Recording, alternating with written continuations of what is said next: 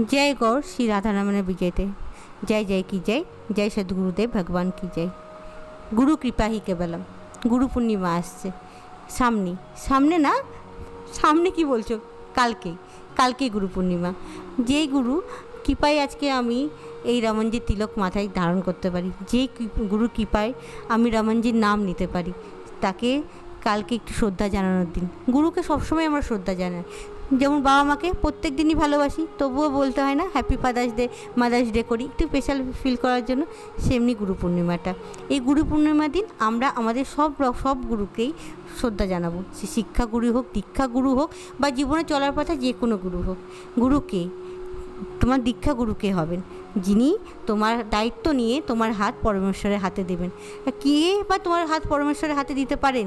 যিনি নিজে কানেক্টেড স্বয়ং পরমেশ্বরের কাছে।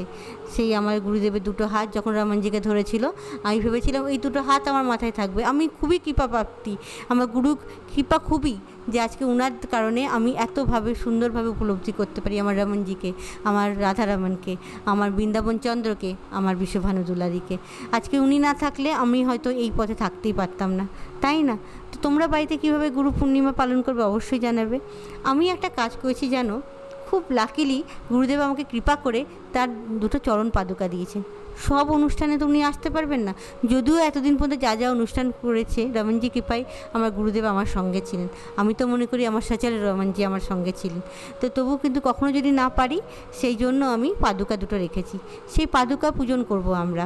এবং গুরুদেবকে তো রাখবো, গুরুদেবের চিত্রপটে ফুলমালা দিয়ে চন্দন সহকারে সাজিয়ে সুন্দরভাবে পাদুকা রেখে সেখানে আমরা গুরু পূর্ণিমা পালন করব। এছাড়া ছোট্ট একটা পুজো রেখেছি, যেটা গুরুদেবের মঙ্গল কামনার জন্য আমি করব।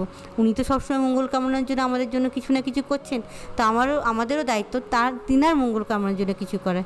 আর যারা পারবে তারা অবশ্যই গুরু গৃহে যাবে, ওখানে গিয়ে ওনাকে সাক্ষাৎ পুজো করে গুরু পূর্ণিমা পালন করবে। সেই ভাগ্যটা আমার হলো না, যদিও না হোক ওনার চরণ পাদুকায় আমার মনটা লেগে থাকুক, ওনার চরণাশ্রয় যেন আমার সবসময় হয়।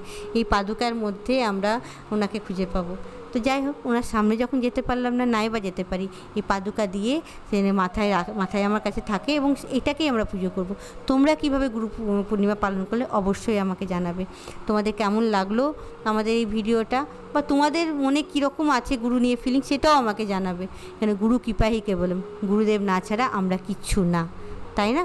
তো চলো, দেখা হচ্ছে অন্য কোনো ভিডিওতে, অন্য কোনো টপিক নিয়ে। আর গুরু পূর্ণিমার স্পেশাল ভিডিও থাকবেই তোমাদের জন্য। রাধে রাধে।